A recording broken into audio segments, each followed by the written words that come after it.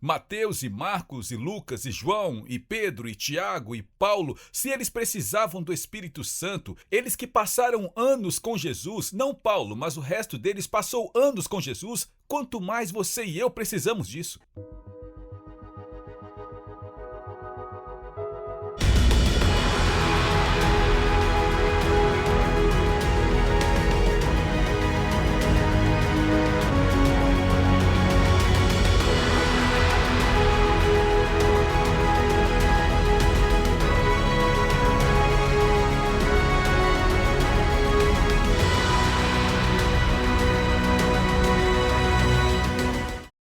Nós descobrimos que, durante o Covid, você podia ir para Vegas jogar, mas você não podia ir para a igreja. E se você viesse à igreja, não podia cantar. Por quê? Porque Deus habita nos louvores do seu... Você entende? O diabo não se importa tanto que nós nos encontremos. Ele só não quer que nós nos encontremos com o poder. Porque é o poder e o poder de Deus que muda vidas, muda lares, cura os doentes, ressuscita os mortos, expulsa demônios. É o poder do Deus vivo. Como você lê no livro de Atos, a última coisa que Jesus diz é: eu ordeno que vocês não saiam até que recebam o Espírito Santo. Pois Deus, meu Pai, enviará. E eu já falei sobre isso com você. Lembra de quando Jesus estava reunido com os discípulos? Imagine os discípulos com Jesus e eles estavam vendo olhos cegos sendo abertos, estavam vendo moedas de ouro sair da boca de peixes, estavam vendo funerais sendo parados e os mortos ressuscitando, e de repente Jesus disse: ouçam, eu tenho que ir. Você diria: não, você não pode ir. E ele disse: veja o que Jesus disse, ouça isso. Ele disse: é melhor para vocês que eu vá. Porque eu vou enviar o outro, e se eu não for, ele não pode vir, não ainda. Ele não pode vir. Porque enquanto eu estiver aqui, Jesus disse, onde quer que eu esteja, há o poder de Deus. Se eu estiver na Galileia, o poder de Deus estará na Galileia. Se eu estiver em Nazaré, o poder de Deus estará em Nazaré. Mas eu enviarei o outro, e ele não estará com você, ele estará em você. Não, em você. Em você. Onde quer que você vá, pense sobre isso. 1 enviará 1000, e 2 enviarão 10.000. E se toda a igreja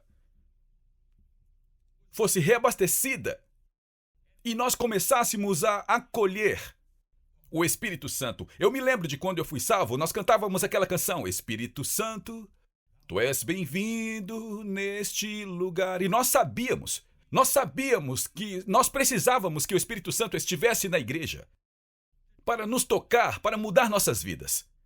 Mas sabe, quando John Maxwell me disse: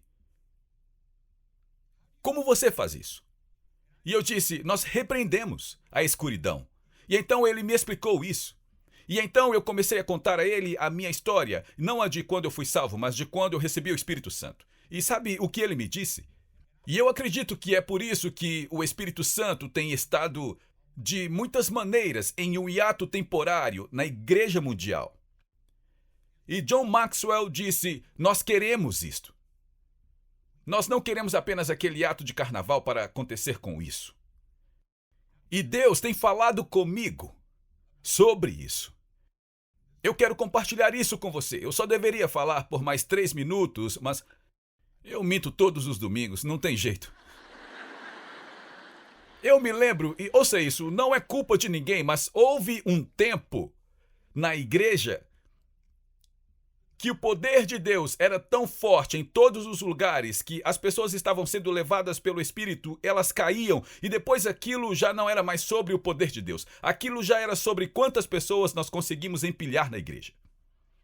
Se tornou um show em vez da presença de Deus, você entende? E todos nós fizemos isso. Sabe, nós estávamos fazendo o Teleton, e se você sabe, quer dizer, sabe o que eu quero dizer. E eu me lembro de uma vez em Portland, nós recebemos um pregador muito famoso lá, ele chamou o pastor Scott e impôs as mãos sobre ele, o Scott não caiu. E ele quase fez assim. Eu gosto do que o Creflo Dollar disse uma vez, eu não me importo que as pessoas caiam, mas quando você se levantar, algo tem que ter acontecido. Se tornou sobre um ato de carnaval. E eu acredito que é por isso que os visitantes bem-vindos foi criado. Agora ouça o que eu estou dizendo. Bem, nós queremos ser receptivos com os visitantes. Tiz e eu estávamos em um lugar uma vez e nós chegamos lá e nós estávamos em um grande hotel. Nós estávamos em um café e algumas senhoras que tinham entre 60 e 70 anos chegaram e disseram: nós amamos seu ministério. Elas disseram: vocês orariam por nossa igreja? E elas disseram: nossa igreja está expandindo e crescendo, mas a que custo? Nós não somos autorizados a levantar as mãos, não temos permissão para falar em línguas, não temos permissão para orar no Espírito. E eu entendo isso, eu entendo de onde veio isso, e sabe, está ficando ridículo que o mundo exterior vai... vamos lá. John Maxwell, depois disso, disse: ouça, eu vou fazer uma reunião com 30 das maiores igrejas da América. Isso foi há muitos anos atrás.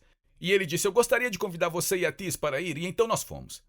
E havia... todas as grandes igrejas, quero dizer, as igrejas grandes, mas todas eram do lado não carismático.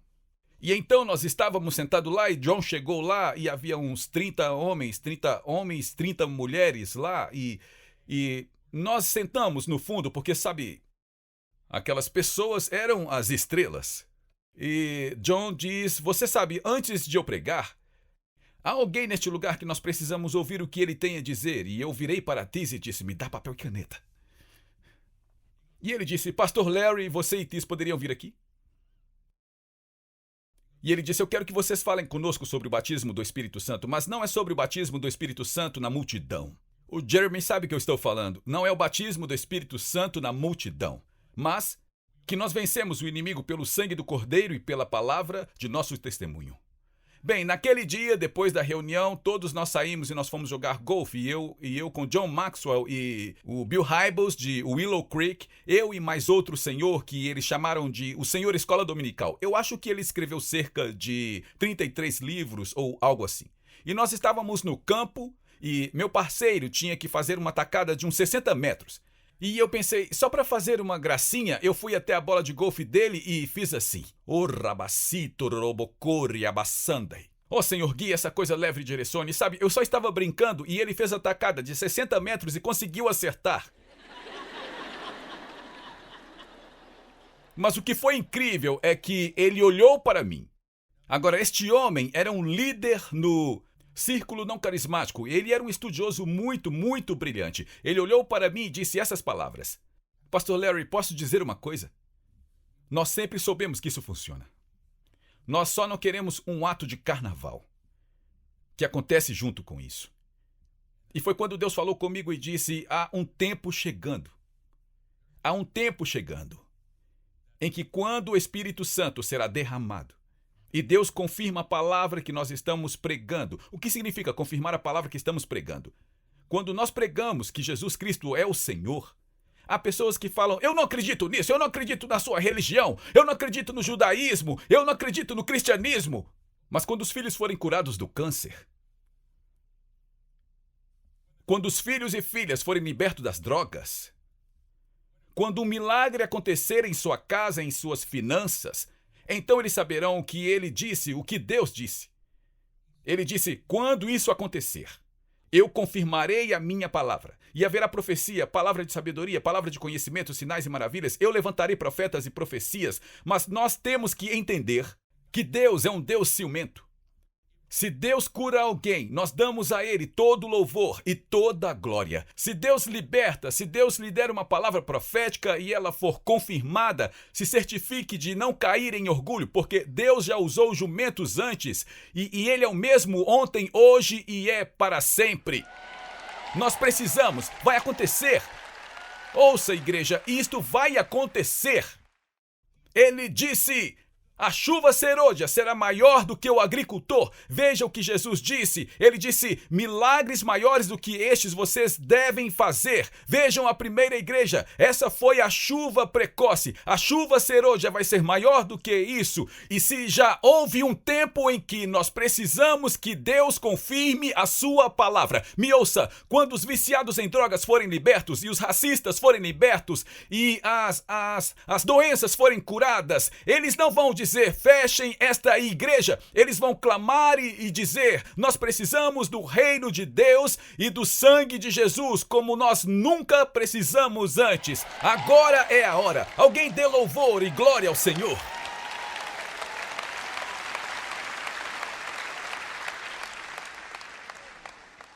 Vocês podem colocar a escritura de 1 Coríntios 14, 14 e 15?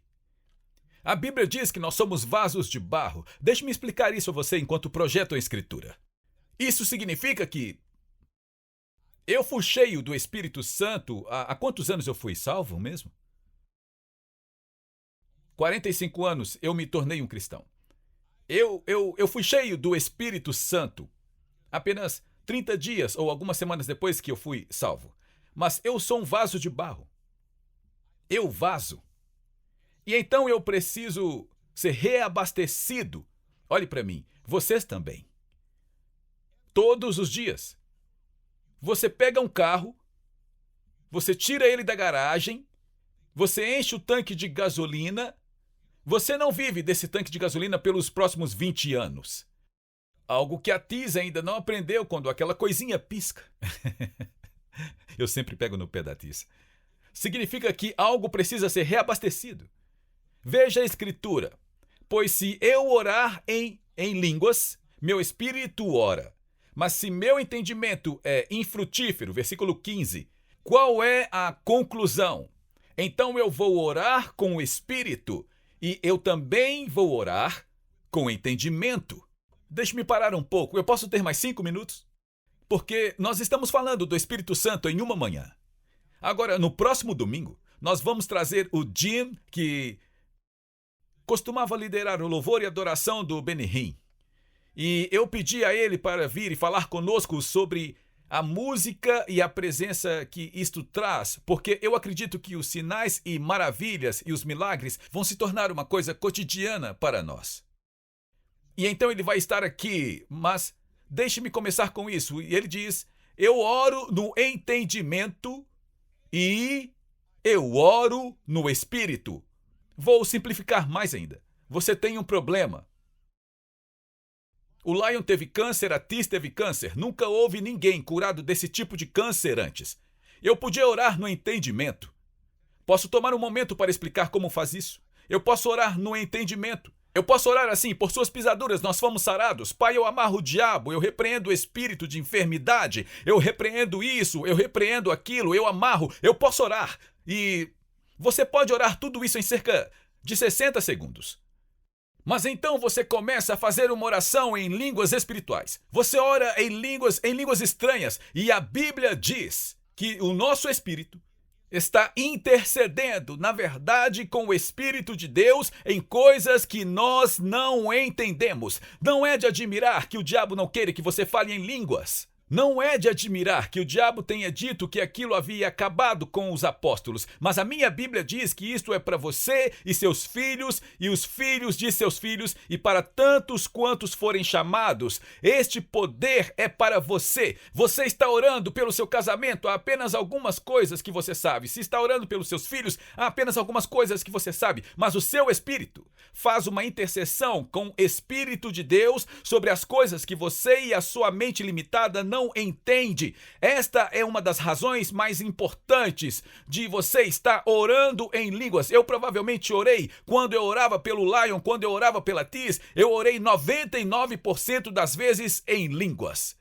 porque eu não sabia, eu não entendia. Eu sabia que o médico dizia, eu sabia que as estatísticas diziam, eu sabia o que os gráficos diziam, mas eu sabia que maior é aquele que está em mim do que qualquer coisa que possa vir contra mim. E eu orava no Espírito, e eu tenho pena das pessoas que não oram. Bem, Pastor Larry, eu tenho o Espírito Santo, e eu não sinto que eu preciso orar em línguas. Bem, não precisa, mas quando você for para uma batalha, você não tem a resposta. Eu oro a Deus para que você entenda que seu espírito e o espírito dele estão fazendo intercessão um com o outro sobre coisas que são muito além do que qualquer coisa que nós sabemos. Os médicos disseram ao Luke e a Jen, nós precisamos ver esse milagre. Deus colocou um gene no Lion que não foi encontrado em nenhum lugar na história da medicina. Como isso aconteceu? Eu não sei, mas eu sei disto. Todas as vezes que eu não souber, eu vou orar em línguas.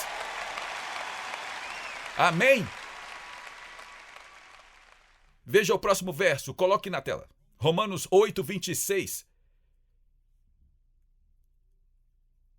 Qual é a conclusão, então? Não, Romanos. Agora sim. Da mesma forma, o Espírito também nos ajuda na nossa fraqueza, pois nós não sabemos o que devemos orar, como devemos orar. Não me importa a sua inteligência. Eu não me importo com quantos diplomas você tem. Eu não me importo com quantos anos você está no caminho. Saia do caminho e deixe o poder de Deus. Pense no o que Jesus disse. Sabe, rapazes, se tiverem um tempinho, fiquem em Jerusalém até que o Espírito Santo venha, se vocês se sentirem guiados. Não, ele ordenou. Olhem para mim. Como eu posso deixar mais claro que se Mateus e Marcos e Lucas e João e Pedro e Tiago e Paulo, se eles precisavam do Espírito Santo, eles que passaram anos com Jesus, não Paulo, mas o resto deles passou anos com Jesus, quanto mais você e eu precisamos disso. Último versículo. Se aqueles caras lá em cima conseguirem fazer isso.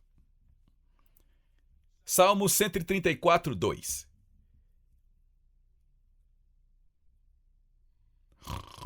Ok.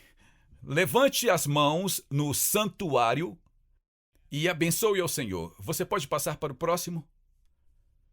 O Senhor que fez os céus e a terra vai abençoá-los de Sião. O que diz aí?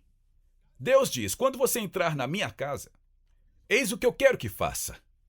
Eu quero que você levante suas mãos e abençoe ao Senhor. Não, eu sou muito macho. Não quando eles te demitirem. Quando você ouvir os médicos falarem. Quando ela disser que quero terminar tudo entre nós. Você precisa entender isso. Deus não disse, você sabe, se é da sua personalidade.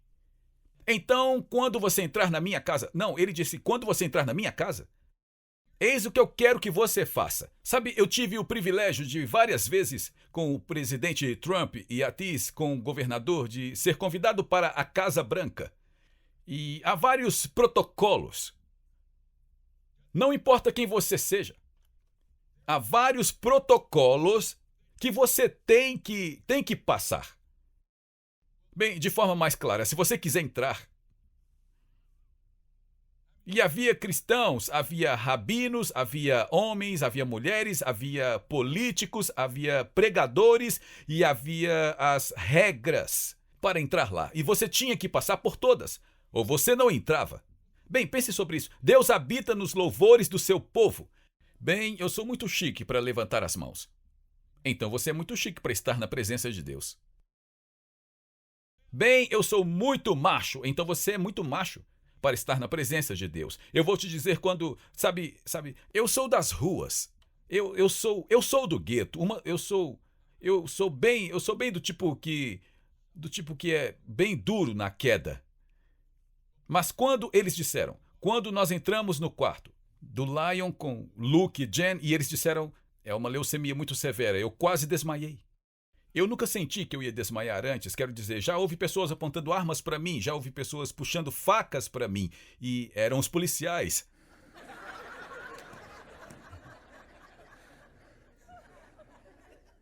mas eu quase desmaiei. E a primeira coisa que eu fiz foi uma oração em línguas. Porque naquele momento a minha mente não conseguia funcionar. Eu não sei se isso me fez parecer fraco, mas quer saber? Na minha fraqueza, ele se fez forte. Na minha fraqueza, ele se fez forte. Certo? Deus diz, quando você entrar em minha casa, me ouça, você é um vaso que vaza. A Bíblia diz, quando o Espírito Santo veio, e ele desceu sobre eles como línguas de fogo, eu pensei, a igreja é inflamável ou a igreja é a prova de fogo? Nós precisamos do fogo de Deus. Você precisa do fogo de Deus. O mundo precisa do fogo de Deus. E a Bíblia diz, quando você entrar na minha casa, e eu vou encerrar com isso, quando você entrar na minha casa, entenda isso. Levante as mãos. Tente chegar, tente vir durante o louvor. O louvor não acontece para que você tenha tempo de estacionar o seu carro antes da parte boa acontecer. Amém? Nós somos família, certo? Você perde 90% das coisas boas se você não chegar aqui para o louvor e a adoração. Porque Deus habita nos louvores do seu... Você entra na presença dele com louvor e ação de graças. A primeira coisa no judaísmo, a primeira coisa que eles te ensinam é que antes de seus pés baterem no chão e de você começar a sua jornada física, antes de seus pés saírem da cama, você diz, Modeiane, Pai, eu te louvo. Eu te dou glória. Então o que você está louvando? Você ainda nem começou o dia. Você acordou. Mas entenda isso, há uma razão para isso. Os caminhos de Deus estão muito acima dos seus caminhos. Bem, eu estou de mau humor, eu não estou com vontade de orar. É aí que você precisa louvar mais. Bem, eu estou passando por uma batalha. É aí quando você precisa louvar mais. Bem, tudo está indo muito bem. É aí que você precisa adorar mais. Porque você entra no tribunal dele. Ele está prestes a fazer o julgamento sobre o dia. Ele está prestes a liberar ou não liberar as bênçãos para este dia. Então você entra com aleluia, aleluia. E você entra com tudo o que um Deus maravilhoso, vitorioso e poderoso tem para você através do louvor e ação de graças. Sabe, no judaísmo, você sabe qual é o pecado número 1 no judaísmo? Eu já disse para vocês. Tomar a bondade de Deus como garantia. E nós perdemos isto. Eu sei que eu ia fechar com isso. Eu vou encerrar bem rápido, ok? Quando eu fui salvo, eu entrei na igreja um viciado em drogas. E eu saí de lá filho de Deus. Eu não iria mais me preocupar com a polícia? Bem, eu fiquei preocupado com a polícia por uns 7 anos. Mas alguém me perguntou um dia desses, há mandados para a sua prisão? E eu disse, não por nada que eu saiba. Mas na época, um amigo meu me levou para uma outra igreja na cidade e eles eram realmente quietos e eu achava que todas as igrejas, quando o pastor dizia algo, eu achava que todos gritavam amém. Porque amém significa assim seja. Deus é um bom Deus. Nós somos mais que vencedores. Nós lhe damos todo louvor, toda glória. Então, eu achava que era assim que todo mundo... Nós fomos à igreja e havia um missionário lá e ele começou e ele ia falando algo e eu dizia, amém! E toda a igreja fazia assim. Mas eu nem notei. E então ele disse outra coisa, eu gritei amém. E na próxima vez ele começou a andar e eu estava sentado mais atrás. E ele esqueceu do resto do povo e parecia que ele estava pregando só para mim. E eu, amém. E era eu e ele tendo um avivamento. Nós tivemos um mover de Deus. Depois me explicaram que eu tinha que ficar quieto na igreja. Deixe-me fechar com isso. Deixe-me fechar com isso. Existe um termo para o Espírito Santo em hebraico. É chamado Ruach HaKodesh. E uma das descrições do Ruach HaKodesh, a glória Shekinah, a presença de Deus, é o sopro de Deus. que o Espírito Santo, o Ruach HaKodesh, é literalmente Deus soprando em nós. Eu estava estudando sobre isso e pensei a tanta coisa que eu poderia ensinar. Lembra de quando Jesus soprou sobre eles? Isso estava preparando eles, mas era uma coisa temporária. Nós temos isso o tempo todo. Mas quando nós estávamos em Portland, eu ensinei, de fato, eu deveria ensinar isso aqui novamente. Eu ensinei sobre o sopro de Deus. Eu acho que eu escrevi um livreto sobre isso, mas eu ensinei sobre o sopro de Deus. Bem, eu não quero o Espírito Santo. Você não quer que Deus sopre em você? E ele soprou sobre eles. E o que estava morto ganhou vida. O sopro de Deus. Apenas alguns dias atrás, nós recebemos um e-mail de uma família que estava em nossa igreja e, de fato, o Steve era um dos nossos pastores. E ele agora é pastor em Portland.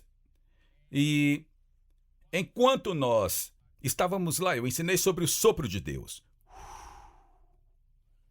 E o que estava morto ganhou vida. E na semana seguinte, alguns dias depois que a esposa do Steve entrou em trabalho de parto e o bebê nasceu morto. E nós temos uma foto que podemos colocar na tela? E ela estava morta, sem respirar. E é aquela lá. Ela estava morta. Ela estava morta e ficou sem respirar por 9 minutos. E não estava nada bem. E o Steve se lembrou do sopro de Deus e ele abraçou, e ele disse, Deus, ele abraçou a sua filha morta e ele fez assim. E de repente ela fez... Agora, aqui está uma coisa incrível. Aqui está uma coisa incrível. Há apenas uma semana e pouco atrás, eles enviaram um e-mail, e me perdoe se eu não estou dizendo exatamente certo. Eles se encontraram com a enfermeira que estava lá. E a enfermeira mais tarde disse, eu queria falar disso o mais delicado possível, mas como a sua filha está? E quando eles disseram a ela que ela se formou com honras, que ela se formou com honras, que ela está indo para a universidade, que ela é representante de classe, a enfermeira começou a chorar, porque ela disse, talvez eu não devesse perguntar isso, porque não havia como ela não ter tido danos cerebrais graves. Não me admira que Deus tenha dito, eu te ordeno. E eu posso dizer isso, ele é o mesmo ontem, hoje e sempre. E ele está dizendo agora, eu ordeno que você não saia sem o Espírito Santo. Que você não saia sem o meu poder. Porque o poder de Deus, o dunamis de Deus, a força de Deus, o fogo de Deus, a sabedoria de Deus, o conhecimento de Deus, os milagres de Deus, tudo isso acontece por causa do Espírito Santo. Quando nós somos cheios do Espírito Santo, nós seguimos para ver coisas sendo realizadas que nós nunca poderíamos ver de outra forma. Paulo disse, e depois que eles oraram, o lugar onde eles estavam se reunindo foi abalado. E todos eles foram cheios do Espírito Santo e falaram a palavra de Deus com ousadia. Quando eles olharam para os apóstolos, eles não olharam para o quão grande era a Bíblia deles, o tamanho da cruz em volta do pescoço deles, ou do tamanho do teto da igreja deles. Eles olhavam para os apóstolos e diziam que quando eles viam quão ousados eles eram, eles sabiam que tinham sido com Jesus.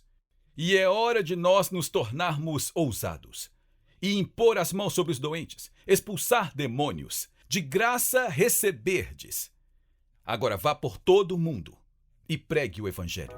Obrigado por se juntar a nós na transmissão de hoje com o pastor Larry Huff. O pastor Larry trouxe muitas revelações de mudança de vida para o corpo de Cristo, incluindo ensinamentos sobre quebra de maldições familiares e os 7 lugares em que Jesus derramou seu sangue. Mas talvez a revelação mais extraordinária seja seu ensinamento sobre a restauração das raízes judaicas do cristianismo e a permanência com Israel. Convidamos você a conhecer mais sobre o nosso ministério visitando nosso site em larryhuckbrasil.com e nosso canal no Larry Huck Brasil no YouTube. Oferecemos muitos recursos gratuitos em português que irão enriquecer sua caminhada com o Senhor e prepará-lo para viver uma vida vitoriosa e próspera. Você também pode contribuir com o nosso ministério em larryhuckbrasil.com. Sua oferta, seja grande ou pequena, abençoará Israel. Temos muitas ações especiais que estão literalmente salvando vidas e cumprindo a profecia bíblica do fim dos tempos, incluindo patrocinar Aliá, alimentar os sobreviventes do Holocausto, comprar ambulâncias e muito mais.